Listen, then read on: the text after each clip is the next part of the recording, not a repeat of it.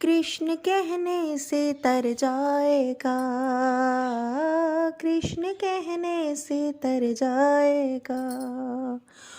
होगी घर घर में चर्चा तेरी, तेरा जीवन संवर जाएगा।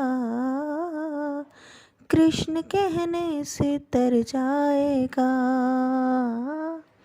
कृष्ण कहने से तर जाएगा। राधे राधे दोस्तों, भक्ति सागर सोनिका चैनल में आप सबका स्वागत है।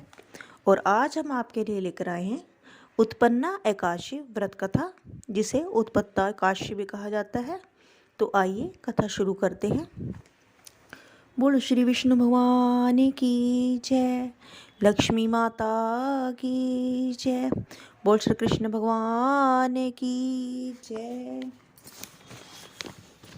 श्री सूत जी बोले, हे मुनियों, विधि सहित इस एकादशी महात्म्य को भगवान श्री कृष्ण ने कहा था।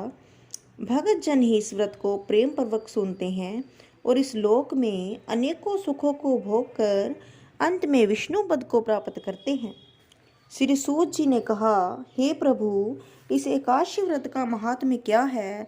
इस व्रत को करने से क्या पुण्य मिलता है और इसकी विधि क्या है? सो आप मुझसे कहिए। ऐसा सुनकर श्री भगवान ने कहा, हे अर्जुन, सबसे पहले हेमंत ऋतु की मार्गशीर्ष महीने में कृष्ण पक्ष की एकादशी का व्रत करना चाहिए। दशमी की शाम को दातुन करनी चाहिए, रात को भोजन नहीं करना चाहिए। एकादशी को सुबह संकल्प नियम के अनुसार कार्य करना चाहिए। दोपहर संकल्प पूर्वक स्नान करना चाहिए। स्नान करने से पहले शरीर पर मिट्टी का लेपन लगाना चाहिए। चंदन लगाने का मंत्र इस प्रकार है। मिट्टी लेपन मंत्र: अश्व क्रांते रथ क्रांते विष्णु क्रांते वसुंधरे, मृत्युके हर में पाप यणमाय दुष्कृत कृत में। चंदन लेपन मंत्र: चंदन से महत्वपूर्ण पवित्र पाप नाशनम, आपदम हरते नित्य लक्ष्मीस्ते सर्वदा। स्नान के बाद धूप दीप नैवेद्य से भगवान का पूजन करना चाहिए। रात को दीपदान करना चाहिए। ये कर्म भक्ति पूर्वक करने चाहिए। उस रात को नींद और स्त्री प्रसंग को त्याग देना चाहिए। एकादशी के दिन तथा रात्रि में भजन सत्संग आदि शुभ कर्म करने चाहिए। उस दिन श्रद्धा पूर्वक ब्राह्मणों को दक्षिणा देनी चाहिए और उनसे अपनी गलतियों की क्षमा मांगनी चाहिए। धार्मिक जनों को शुक्ल और कृष्ण पक्ष के दोनों एकादशियों को एक साथ समझना चाहिए। उनमें भेद मानना उचित नहीं है। ऊपर लिखी विधि के अनुसार जो मनुष्य एकादशी का व्रत करते हैं उनको शंखो द्वार तीर्थ एवं दर्शन करने से जो पुण्य मिलता है वह एकादशी व्रत के पुण्य से 16 में भाग के बराबर भी नहीं। व्यतिपात योग में, संक्रांति में तथा चंद्र सूर्य ग्रहण में दान देने से और कुरुक्षेत्र में स्नान करने से जो पुण्य प्राप्त होता है वही पुण्य मनुष्य को एकादशी का व्रत करने से प्राप्त होता है। जो फल वेद पाठी ब्राह्मणों को 1000 गोदान करने से मिलता है उससे 10 गुना अधिक पुण्य एकादशी का व्रत करने से मिलता है। 10 श्रेष्ठ ब्राह्मणों को भोजन कराने से जो पुण्य मिलता है वह एकादशी के पुण्य से 10वें भाग के बराबर होता है। निर्जला व्रत करने का आधा फल एक बार भोजन करने के बराबर होता है। उपरोक्त कोई एक व्रत जरूर करना चाहिए। एकादशी व्रत करने पर ही यज्ञ दान तप आदि मिलते हैं, अन्यथा नहीं। अतः एकादशी को अवश्य ही व्रत करना चाहिए। इस व्रत में शंख से जल नहीं पीना चाहिए। मछली, सुअर तथा अन्य जंतुओं का मांस एकादशी के व्रत में वर्जित है। एकादशी व्रत का फल 1000 यज्ञों से भी अधिक है। ऐसा सुनकर अर्जुन ने कहा, हे भगवान, आपने से एकादशी के पुण्य को अनेक तीर्थों से पुण्य श्रेष्ठ तथा पवित्र क्यों बतलाया है?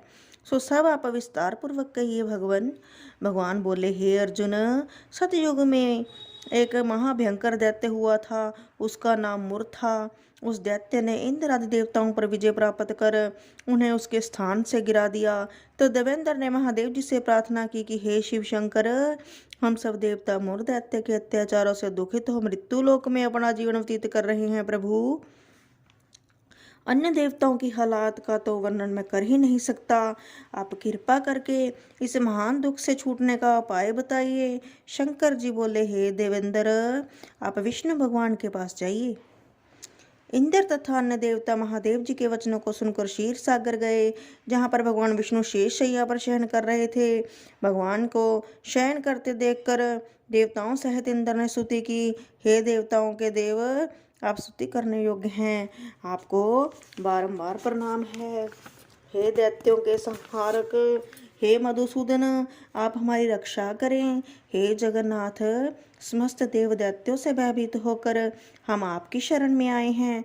इस समय दैत्यों ने हमें स्वर्ग से निकाल दिया और हम सब देवता पृथ्वी पर विचरण कर रहे हैं। अब आप ही हमारी रक्षा कीजिए।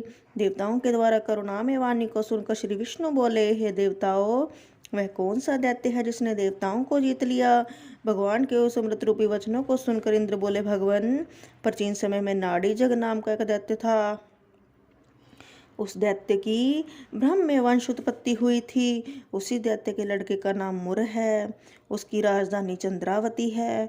उस चंद्रावती नगरी में वह मुर नाम का दैत्य निवास करता है, जिसने अपने बल से समस्त विश्व को जीत लिया है प्रभु, और सब देवताओं को देवलोक से निकालकर इंद्र, अग्नि, यम, वरुण, चंद्रमा, सूर्य आदि लोकपाल बनाए हैं। वह स्वयं सूर्य बनकर पृथ्वी को तापता है और स्वयं मेघ बनकर जल की वर्षा करता है। अतः आप उस बलशाली भयानक दैत्य को मारकर देवताओं की रक्षा करें। चंद्र के ऐसे वचन सुनकर श्री विष्णु भगवान बोले, देवताओं, मैं तुम्हारे शत्रुओं का शीघ्र ही संहार करूंगा। अब आप उस चंद्रावती नगरी को जाइए। इस प्रकार भगवान विष्णु देवताओं के साथ चल दिए।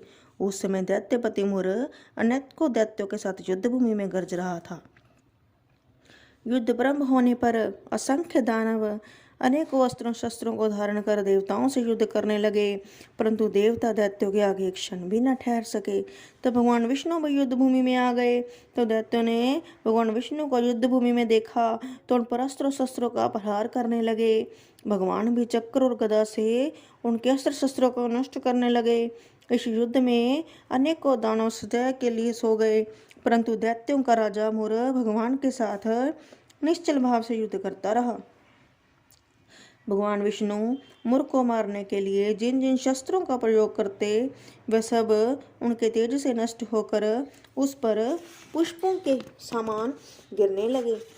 अनेक अस्त्रों शस्त्रों के प्रयोग करने पर भगवान उसको जीत ना सके। वे आपस में मल्ल युद्ध करने लगे।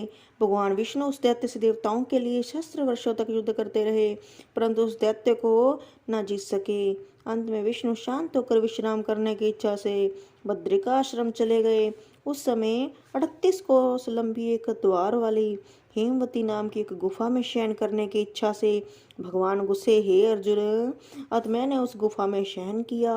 वह दैत्य भी मेरे पीछे पीछे चला आया। मुझको शयन करता देखकर मारने को तैयार हो गया। वह दैत्य सोचने लगा कि यह मैं आज अपने चिर शत्रु को मारकर सदैव के लिए निष्कंटक हो जाऊंगा। उसी समय मेरी देह से एक अत्यंत सुंदर कन्या दिव्य वस्त्र धारण करके उत्पन्न हुई और दैत्य के सामने आकर युद्ध करने लगी। तब वह दैत्य आश्चर्य के साथ सोचने लगा कि यह ऐसी बलवान कन्या कहाँ से उत्पन्न हुई। वह दैत्य उस कन्या से लगातार युद्ध करता रहा। कुछ समय बीतने पर उस कन्या ने क्रोध में आकर उस दैत्य के अस्त्र शस्त्रों के टुकड़े टुकड़े कर दिए। उस कन्या ने उसका रथ तोड़ डाला। तब तो वह दैत्य महान क्रोध करके उससे मल्ल युद्ध करने लगा। उस कन्या ने उसको धक्का मारकर मूर्छित कर दिया। उठने पर उसका सिर काट लिया। वह दैत्य सिर कटते ही पृथ्वी पर गिर गया, मृत्यु को प्राप्त हुआ। अन्य समस्त दानव भी ऐसा देखकर पाताल लोक को चले गए। जब भगवान विष्णु की निद्रा टूटी तो उस दैत्य को मरा देखकर अत्यंत आश्चर्य करने लगे और विचारने लगे कि इस दैत्य को किसने मारा है। तब वह कन्या भगवान से हाथ जोड़कर बोली कि हे भगवान, यह दैत्य आपको मारने को तैयार था, तब मैंने आपके शरीर से उत्पन्न होकर इसका वध किया है। इस पर भगवान बोले, हे कन्या, तूने इसको मारा है, अतः मैं तेरे ऊपर अत्यंत प्रसन्न हूँ। तूने तीनों लोकों के देवताओं को सुखी किया है, इसीलिए तू अपनी इच्छा अनुसार वरदान मांग। कन्या बोली, हे भगवान, मुझे यह वर दीजिए कि जो मेरा व्रत करे उसके समस्त पाप नष्ट हो जाएं और अंत में स्वर्ग लोक को जाए और मेरे व्रत का आधा फल रात्रि को मिले और उसका आधा फल एक समय भोजन करने वाले को मिले। जो मनुष्य भक्ति पूर्वक मेरे व्रत को करे वह निश्चय ही विष्णु लोक को प्राप्त करे। कृपा करके मुझे ऐसा ही वरदान दे दीजिए। जो मनुष्य मेरे लिए दिन तथा रात्रि को एक बार भोजन करे वह धन धान्य से भरपूर रहे। इस पर भगवान विष्णु उस कन्या से बोले, हे कल्याणी, ऐसा ही होगा, मेरे और तेरे भक्त एक ही होंगे और अंत में संसार में प्रसिद्धि को प्राप्त होकर मेरे लोक को प्राप्त करेंगे। हे कन्या, तू एकादशी को पैदा हुई है, इसीलिए तेरा नाम भी एकादशी हुआ। जो मनुष्य तेरे दिन व्रत करेंगे उनके समस्त पाप जड़ से नष्ट हो जाएंगे और अंत में मुक्ति को प्राप्त करेंगे। तू मेरे लिए अब तीज, आठें, नौमी और 14 से भी अधिक प्रिय है। तेरा व्रत का फल सब तीर्थों के फल से भी महान होगा। यह मेरा कथन सत्य है। ऐसा कहकर भगवान उस स्थान पर अंतर ध्यान हो गए। एकादशी भी भगवान की उत्तम वचनों को सुनकर प्रसन्न हुई। भगवान बोले, हे अर्जुन, सब तीर्थों दोनों व्रतों के फल से एकादशी व्रत का फल सर्वश्रेष्ठ है। मैं एकादशी व्रत करने वाले मनुष्य के शत्रुओं को नष्ट कर देता हूँ और उन्हें मोक्ष देता हूँ। उन मनुष्यों के विघ्नों को मैं स्वयं ही नष्ट कर देता हूँ। हे अर्जुन, यह मैंने तुमसे एकादशी की उत्पत्ति के बारे में बतलाया है। एकादशी व्रत समस्त पापों को नष्ट करने वाला और सिद्धि को देने वाला है। उत्तम मनुष्यों को, दोनों पक्षों को, एकादशियों को समान समझना चाहिए। उनसे भेदभाव मानना उचित नहीं है। जो मनुष्य एकादशी महात्म्य का श्रवण व पठन करते हैं उनको अश्वमेध यज्ञ का फल मिलता है। बोल श्री कृष्ण भगवान की जय, एकादशी माता की जय। तो आज आपने सुनी उत्पन्ना एकादशी व्रत कथा। हमारे पास और भी बहुत सारी कथाएं हैं, उनको सुनने के लिए हमारे साथ बने रहें। यदि आपको हमारी कथा अच्छी लगे तो आप हमें लाइक, सब्सक्राइब और शेयर करना ना भूलें। जय श्री कृष्ण, जय श्री राधे। फेसबुक पर भी हमारा पेज है, उसे भी फॉलो करें। जय श्री कृष्ण, जय।